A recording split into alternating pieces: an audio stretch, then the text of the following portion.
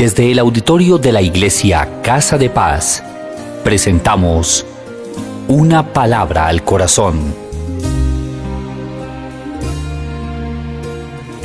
El pastor Jesús Armando Herrera nos comparte el tema Hablar y pensar como insensatos. Bienvenidos. Job capítulo número 2. Quiero que lo mire conmigo, por favor. Vamos a ir rápido a la palabra del Señor. Amén. Job capítulo número 2, versículo 9 y 10. Entonces, Job capítulo 2. Mira lo que dice el versículo 9 y 10. ¿Lo tiene? Quiero leer en... No sé qué versión tenga usted. Quiero leerlo en la Nueva Traducción Viviente. Si usted tiene Reina Valera, si tiene Dios Hablado, si tiene Biblia de las Américas. Pero vamos a leer el texto. Lo voy a leer en Nueva Traducción Viviente porque me gusta la frase que usa Job en la que quiero centrar el sermón. Dice, voy a leer desde el versículo número 8 para que podamos contextualizar qué es lo que está sucediendo. Job, sentado entre cenizas, se rascaba con un trozo de teja. Su esposa le dijo, ¿todavía intentas conservar tu integridad? Maldice a Dios y muérete. Sin embargo, Job contestó, hablas como una mujer necia. ¿Como una mujer qué? Necia. Hablas como una mujer necia. Aceptaremos solo las cosas buenas que vienen de la mano de Dios y nunca lo malo. A pesar de todo, Job no dijo nada incorrecto. Amén y amén. ¿Cuál es el contexto? Job, dice la Biblia, que era un hombre, un terrateniente, era un hombre con mucho dinero. Tenía posesiones, tenía fincas, tenía criados, tenía ganado. Era una persona muy pudiente en la época. Aparte de eso, era una persona muy bendecida, tenía 10 hijos. Pero llega un momento en su vida donde Dios permite que a Job le pasen cosas malas. ¿Quién lo permite? Dios. Dígale al que tiene a su lado, porque Dios es soberano. Dios permite que a Job le pasen cosas malas. ¿Qué le pasa a Job? Se quema su ganado, o muere su ganado, se queman sus tierras, sus hijos mueren. Y aparte de eso a Job le da una lepra o una alergia en el cuerpo. Y el versículo 8, por eso quiero empezar desde el 8. El versículo 8 nos ubica a este gran hombre adinerado, acaudalado, con hijos, próspero, sin hijos, sin tierra, sin amigos, porque los amigos lo habían juzgado, con una enfermedad en su piel, rascándose con un palo. Todos se van, todos mueren. ¿Y quién queda? La esposa. ¿Por qué queda la esposa?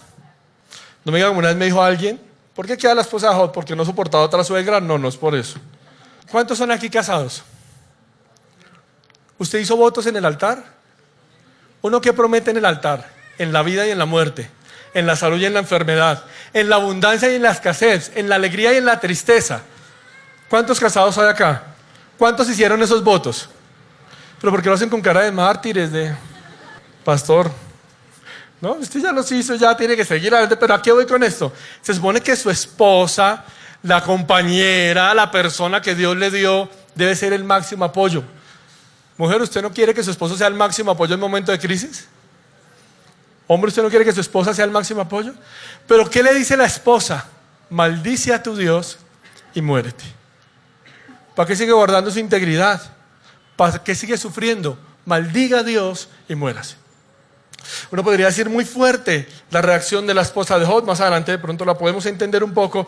Pero me gusta lo que Job le dice. Hablas como una mujer necia. Algunas traducciones dicen fatua.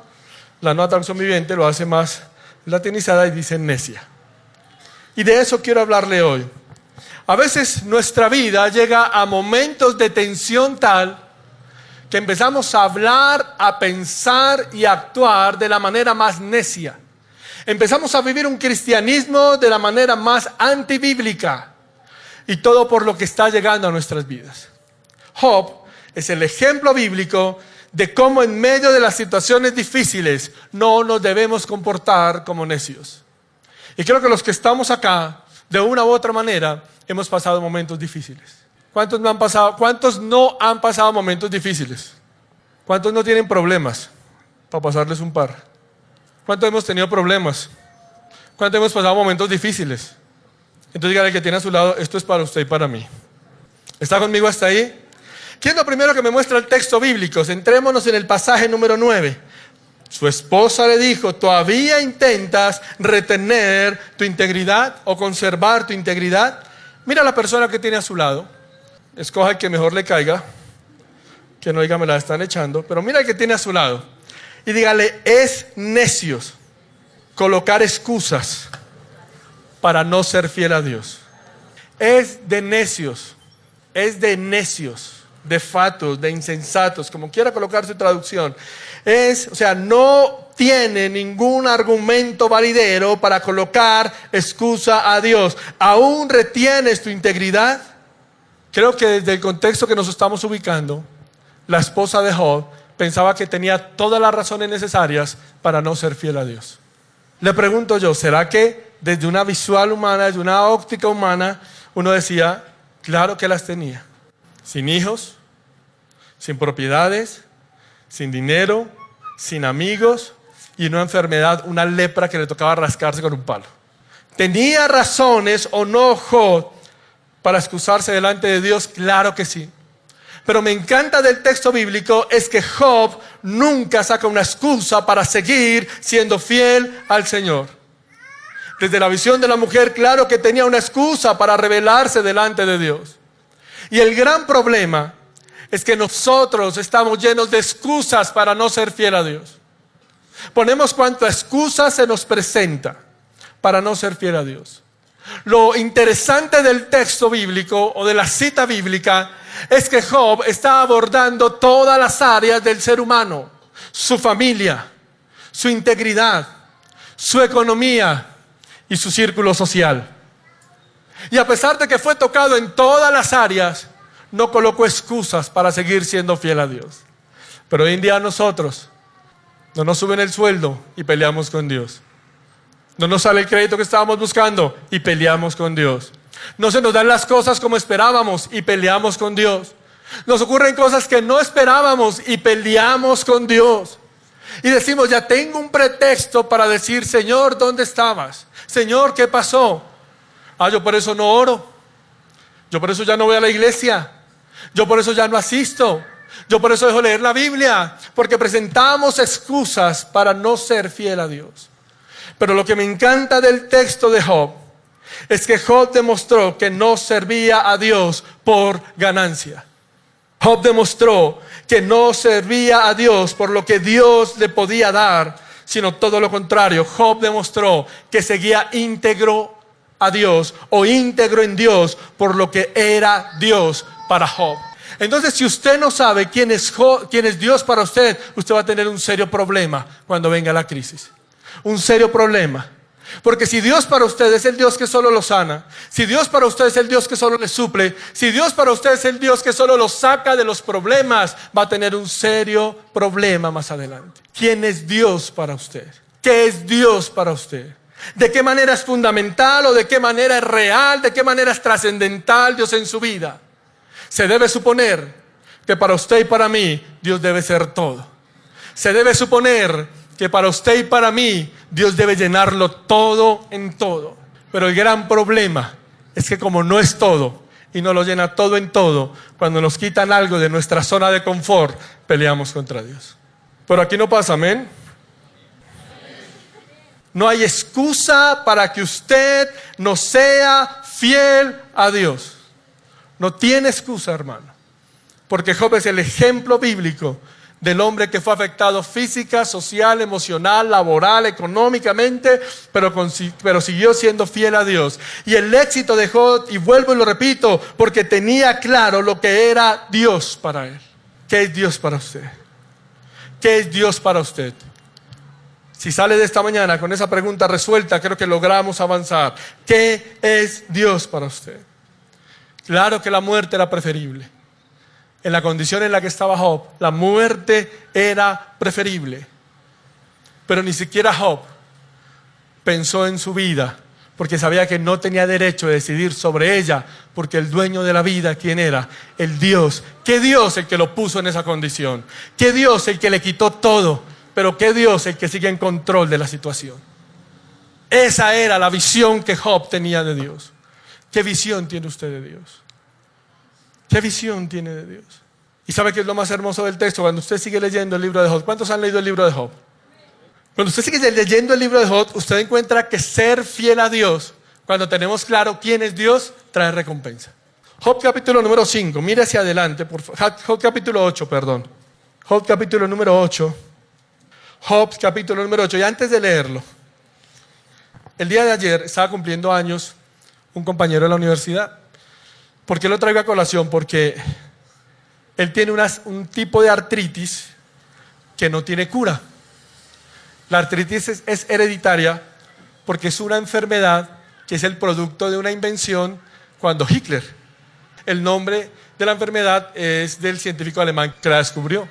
Él nos contaba de cómo esa artritis degenerativa que no tiene cura es producto de las investigaciones cuando Hitler. Es impresionante el linaje histórico en ese sentido. Pero ¿qué me desafía a mí? Yo estoy viendo con él algunas materias de sexto semestre o séptimo semestre. Es un muchacho alto, ya está delgado, y él toma nota en su celular solo con los 2 pulgares, que son los que tiene adiestrados para tomar nota. O con notas de audio, y todo lo manda al Drive. Y él me decía, ya tengo organizado todas las materias de la carrera. Nosotros en el estudio bíblico y en la carrera que estudiamos de ciencias bíblicas, nos ponen a hacer investigaciones o exégesis del texto bíblico. Él tomó un texto de Cantares. Toma un texto de Cantares, un joven que sabe que está muriendo lentamente, porque esa enfermedad no tiene cura. Y él hace un texto y una exposición de Cantares en una clase donde habla de las bendiciones del matrimonio y el cuidado del esposo para la esposa. Esto lo habla un joven que no tiene vida o esperanza de vida porque sabe que va a morir, por eso nunca va a tener un hogar. Y viéndolo hablar del amor de Dios en el matrimonio, de la fidelidad de Dios en el matrimonio y de la grandeza de Dios desde su visión de la enfermedad, uno dice, no solamente le pasó a Job. Hoy en día Dios sigue poniendo ejemplos de cómo no hay excusa para no serle fiel a Dios. ¿Me estoy dando a entender? Dígale que tiene a su lado, no tiene excusa. Que no se me dieron las cosas, no tiene excusa. Que estoy enfermo, no tiene excusa. Que no me aumentaron el sueldo, no tiene excusa. Que pasó una tragedia, no tiene excusa.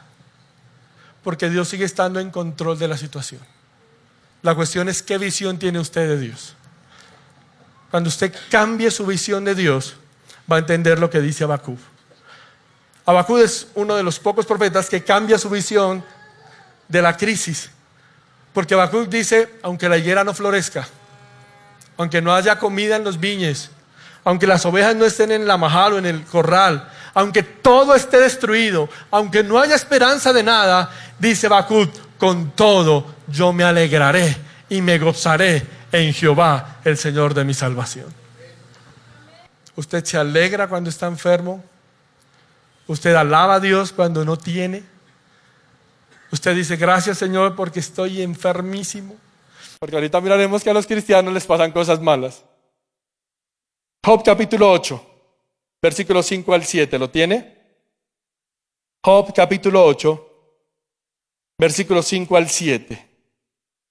Si tú de mañana buscas a Dios y ruegas al Todopoderoso, si fueres limpio, si fueras recto, ciertamente luego Dios se despertará por ti y hará prosperar la morada de tu justicia. Y aunque tu principio haya sido pequeño, tu postrer estado será muy grande.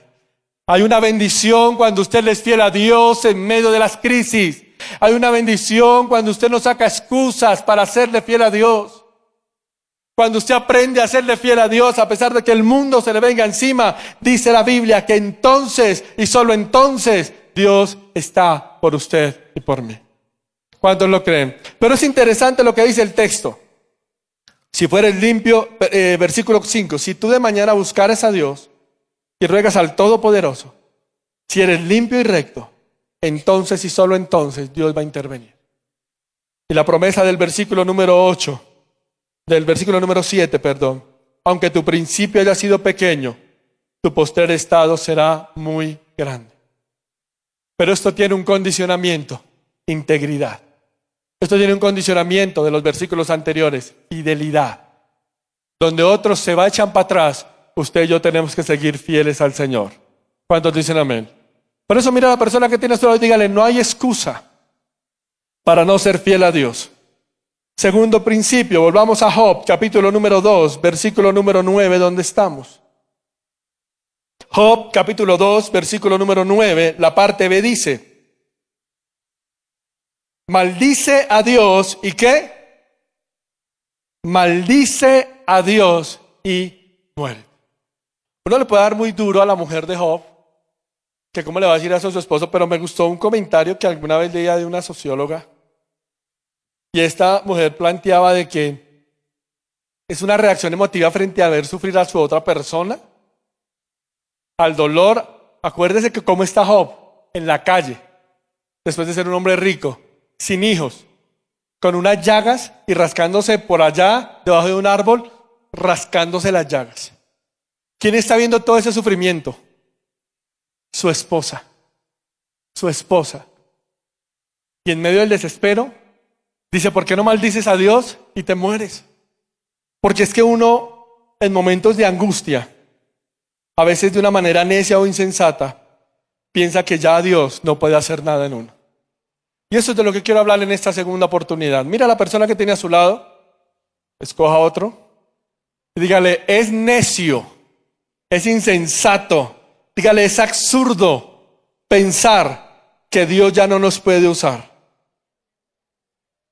Hay gente que dice como que ya como estoy, Dios no puede hacer nada. Y el texto me habla de una mujer desesperada, de una mujer angustiada. Entonces es necia por lo que dice. Claro que sí, como usted y yo hemos sido en muchas ocasiones. Porque las circunstancias de la vida nos han llevado a hablar o a pensar de esta manera. ¿Ya para qué, Señor? Ya no hay nada que hacer en mi familia. Ya no hay nada que hacer en mis hijos. Ya no hay nada que hacer en mi hogar. Ya no hay nada que hacer en mi trabajo. Ya no hay nada que hacer en mi vida. ¿Ya para qué, Señor? Y esta mujer le dice: maldice a tu Dios y muérete. Acaba todo. ¿De qué sirve? ¿Cómo estaba Job? Desesperanza, angustia, pesimismo, desaliento, depresión, tristeza, melancolía, frustración y todos los adjetivos o calificativos que usted quiera colocar en este tipo de condiciones. Y en momentos de crisis, hermanos, Satanás coloca este tipo de pensamientos o herramientas para hacernos pensar que Dios ya no está en control. Claro que hoy en día andamos en desesperanza, claro que hoy en día andamos en angustia, claro que andamos en pesimismo, claro que andamos en desaliento, en depresión, en tristeza, en todo esto, y nos enfrentamos a eso cada día. Buscamos llenar situaciones difíciles en nuestro corazón de muchas maneras. ¿Sabes? Llegamos a tal punto donde pensamos que Dios ya no puede hacer nada, donde pensamos que a Dios lo tomó esta situación por sorpresa. ¿Cuántos han leído el libro de Génesis? El primer libro de la Biblia, Génesis, narra a la primera pareja, Adán y Eva. Adán peca, no por culpa de la esposa, pero sí por consejo de ella, a mujeres. Adán peca por Eva o sin Eva. El cuento es que Adán peca. Entra la maldad y el pecado en el hombre. Pregunta: Dios en el cielo se cogió la cabeza y dijo: ay, estos la embarraron. ¿Ahora qué vamos a hacer? ¿Se dañó todo el plan de creación? ¿Reunión urgente? Necesitamos reunión urgente en el cielo. Necesitamos un plan de contención porque se tiraron la creación. ¿Será que eso pasó? Porque es que hay gente que piensa que a Dios todo lo coge por sorpresa. Señor, este problema me hizo dudar de ti, ya no hay esperanza. Señor, este golpe me hizo pensar que no estabas ahí, ya no hay esperanza. Señor, esta situación me hizo pensar que tú ya no puedes hacer nada, ya no hay esperanza. Y son herramientas que el diablo pone, hermano, para debilitar nuestra fe.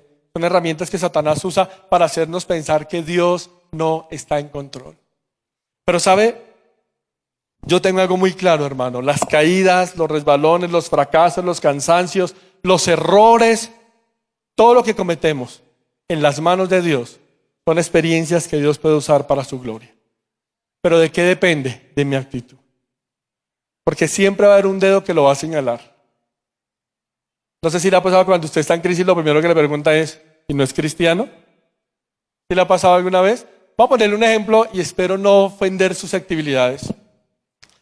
Pero usted ve un cristiano que dice: me voy para Monserrate. ¿Cuántos han ido a Monserrate? Espero que a conocer y no a misa. Entonces digan: me voy para Monserrate a conocer. Y se suben a pie bajan a pie. Los que han ido a Monserrate saben que esa subida, esa bajada es tenaz. ¿Sí se han dado cuenta? Entonces usted baja como cristiano. Usted baja de Monserrate, hay unos toldillos ahí. Usted está medio sol de 12 del día. Usted baja lavado en sudor y dice, tengo tanta sed que me voy a tomar una colaipola. ¿Usted se la toma? Usted es más arriesgado que dice, me voy a tomar una cerveza porque la cerveza quita la sed. Y usted se la toma. Y hay gente que sabe que usted va a la iglesia, que es lo primero que le dicen. ¿Usted no es cristiano? Pero usted no dice que es cristiano, usted sube y baja y no se toma una cerveza para la sed, sino 2 petacos para la sed. ¿Y qué le dicen?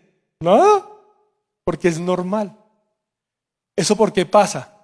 Porque la gente espera más del cristiano. ¿Me estoy dando a entender? La gente espera más de usted y de mí. Por eso es que ser cristiano no es que sea tan difícil porque el diablo nos quiere atacar. Ser cristiano resulta tan difícil porque la gente espera que usted no va a cometer errores. Y le tengo una noticia, usted y yo seguimos pecando. Usted y yo la seguimos embarrando. Y usted y yo a veces queremos manejar una espiritualidad falsa para demostrar que somos fuertes. Y ese es el mayor error que cometemos. ¿Me estoy dando a entender? Ahora, no estoy diciendo, el pastor dijo que tomaran cerveza cuando van a Monserrate. ¿Sí? Estoy diciendo es que a usted y a mí nos van a señalar y a juzgar si decimos que somos cristianos. La esposa le dijo, maldice a Dios y muérete. Ya no hay nada que hacer. Ya estamos deprimidos. Ya Dios se olvidó de nosotros. Ya no hay nada que hacer. Pero es interesante que la crisis de Job, Dios la usa para glorificarlo. Hay dichos seculares, cuando hablo de seculares es que son extra bíblicos, pero hay dichos seculares como cuando a usted le dicen, tenga la paciencia de ¿quién? Del santo Job. ¿Sí le han dicho eso? Ay, tenga la paciencia del santo Job. ¿Por qué? Porque Job es un referente de un hombre que en crisis aprendió a entender el plan de Dios. Así que la pregunta es, ¿cuál va a ser el referente para la gente que no conoce a Dios su crisis? Su crisis, su problema debe ser un referente para el que no conoce a Dios. Que digan, mire, cómo esa persona con tremendo problema logró salir adelante. Miren cómo esa persona con tremenda dificultad logró avanzar. ¿Por qué? Porque entendió que en las manos de Dios, Dios puede usar toda circunstancia difícil para su gloria y para su honra. Pero solo cuando usted las pone en las manos de ¿quién? De Dios. No hay otra manera, hermano.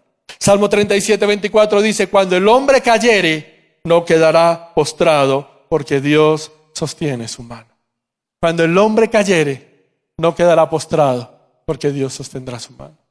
El profeta Isaías dice, Isaías capítulo 41, porque yo soy Jehová tu Dios, que te sostiene de tu mano derecha y te dice, no temas, yo te ayudo. ¿Yo qué? Te ayudo. ¿Quién me sostiene? Dios. ¿Quién me agarra? Porque el profeta usa la figura de que Dios me sostiene. Porque es que uno se cansa. Uno se cansa. Y si usted, no sé si a usted le ha pasado que le ha tocado cargar bolsas pesadas y usted llega a un momento en que siente que ya las fuerzas no le dan. ¿Se le ha pasado? Y empieza a temblar, empieza a perder la fuerza y dice, no, esta vaina se cayó acá. ¿Le ha pasado?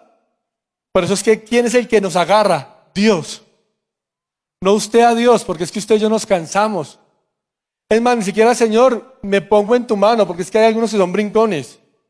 ¿Y arrancan a brincar? No. ¿Quién es el que me agarra? Dios. ¿Y por qué me agarra Dios? Porque es que Él no me suelta. Por eso me parece tan bonito cuando dice lo que Dios agarra en su mano, nadie lo arrebata de ella. Ya es su iniciativa si quiere salirse, porque Dios no obliga a nadie. Usted toma la decisión.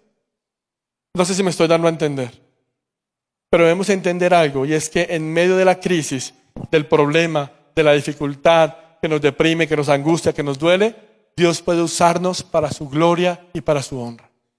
Pero si Él nos tiene, si usted lo tiene a Él, tendemos a soltar, a cansarnos. Y me encanta cómo cierra el pasaje, versículo número 10.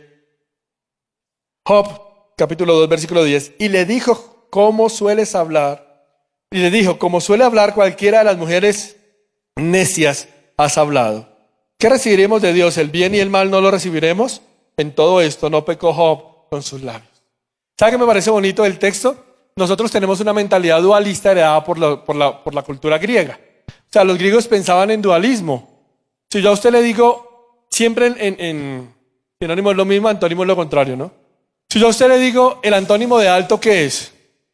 Si yo a usted le digo el antónimo de bonito, de mono, moreno, ¿cierto? De liso, crespo. Dios, decimos Satanás. Bien, decimos mal. Eso es dualismo. Eso es pensar de manera dual. El judío no pensaba de esa manera y nosotros pensamos así porque hemos sido heredados de los griegos. Pero el judío no pensaba de esa manera. Por eso es que Job dice, un momentico, Dios es soberano, Dios es eterno, Dios es único, porque Dios no tiene igual. Ahora, dentro de eso hay algo que es el mal, pero ni siquiera el mal se sale del control y de la soberanía de Dios. Ni siquiera lo que causa dolor se sale del control de Dios. ¿Por qué? Porque Dios no tiene igual y Dios es soberano. ¿Me estoy dando a entender? El problema de pensar en dual es que ese es el gran problema o inconveniente que hemos tenido hoy. Y lo que voy a decir, espero no ofender susceptibilidades, pero es un gran problema, digamos, de la teología de la prosperidad o del cristianismo facilista. Porque es que, ¿qué hacen los amigos de Job cuando lo ven mal? Lo escucharon, hasta ahí van bien. Pero cuando abrieron la boca la embarraron. Un consejo gratis, si no sabe qué decir, no diga nada. Los amigos escuchan a Job y cuando hablan, lo hacen sentir el más pecador del mundo y hacen sentir que está así por culpa de él, por su pecado. Tenemos un gran problema hoy en día y es que, me encanta por eso la respuesta de Job. Mira a la persona que tiene a su lado y dígale, al cristiano también le pasan cosas malas. ¿Cómo así, pastor, que usted me va a decir que al cristiano le pasan cosas malas? ¿Qué hacemos si es así? O si no, mira a Job.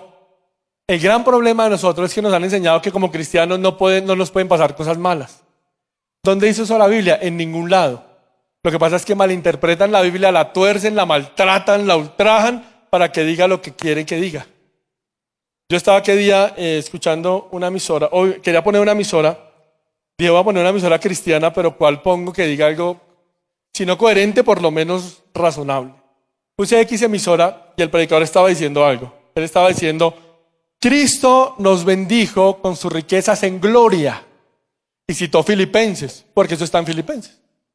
Dice, tenemos las riquezas de Cristo. Por eso, dice él, el cristiano no puede vivir con el diario porque está en pecado. Y la gente dijo, amén. Y yo dije, amén sos. El cristiano no puede vivir por el diario porque entonces no vive un cristianismo genuino. Porque tenemos las riquezas en gloria de Cristo. Y yo escuchaba a toda una iglesia en un congreso diciendo amén, perdónenme la frase, a esa burrada. Porque es que al cristiano también le pasan cosas malas.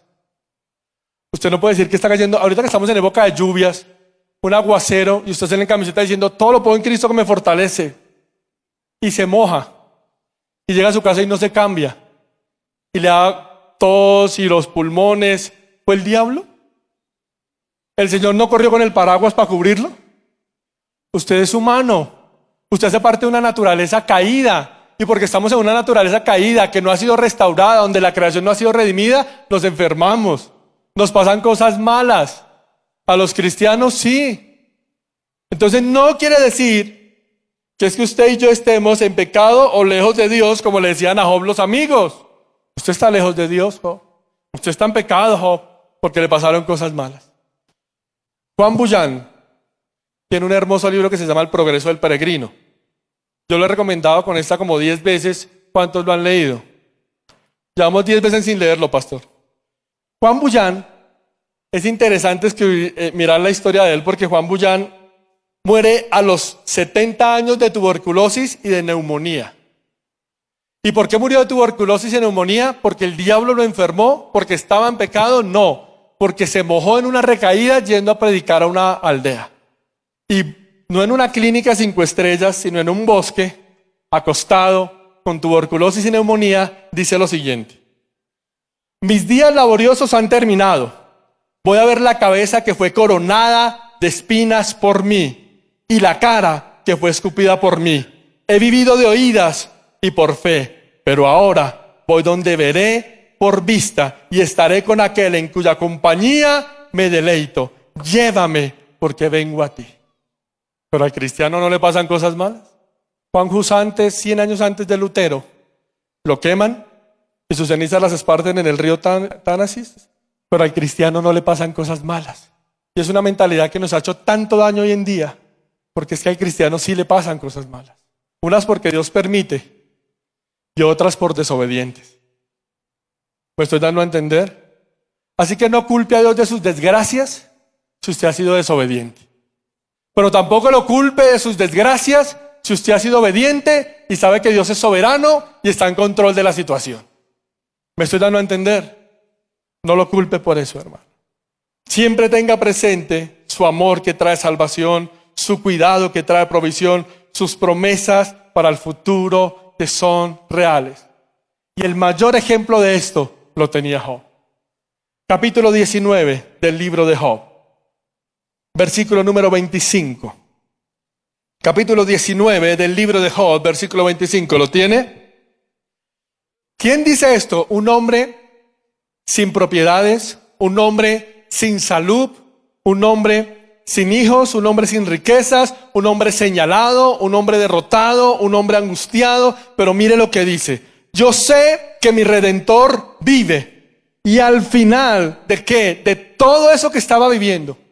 Y ese final para Job de pronto era la misma muerte. Al final, cuando muera, dice: yo sé que mi Redentor vive. Y al final, mi Redentor se levantará sobre el polvo. Yo sé que mi Redentor vive. Algunas tradiciones dicen: se levantará como Señor de la tierra. ¿Qué era lo que Job tenía? Job sabía que el futuro era brillante a pesar del sufrimiento inmediato. Job sabía que Dios, control de todo, tenía algo mejor que ese presente de sufrimiento. Pero vuelvo y le repito, es insensato pensar, hermano, que cuando vienen los problemas, Dios no sigue siendo bueno.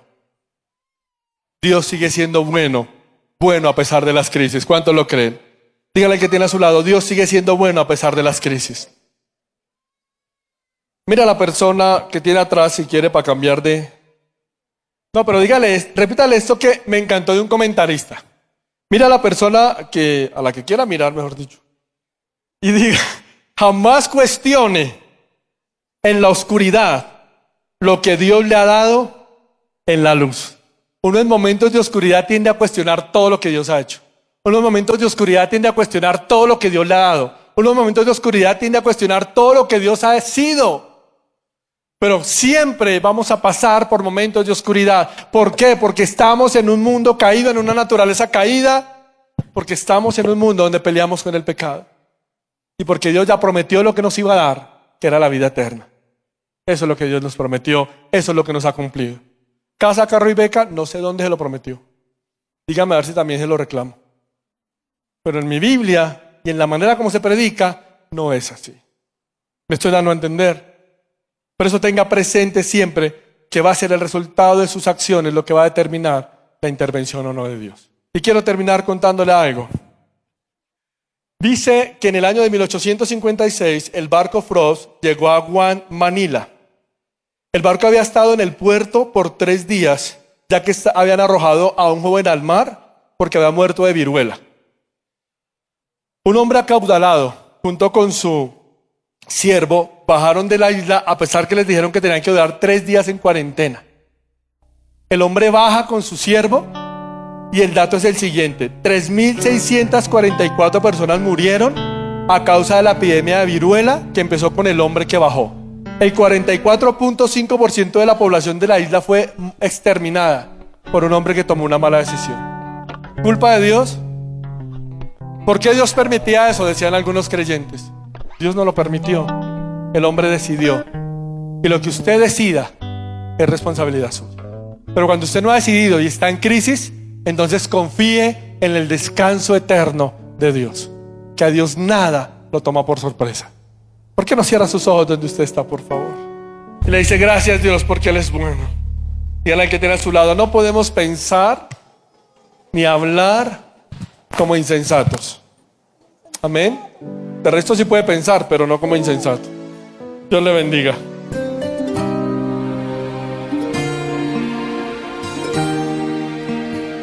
Si desea más información, escríbanos al correo iglesiacasadepaz@gmail.com. Conoce más de nosotros en nuestro fanpage de Facebook, Casa de Paz, Iglesia Cristiana. Iglesia Casa de Paz. Más que una iglesia, una familia.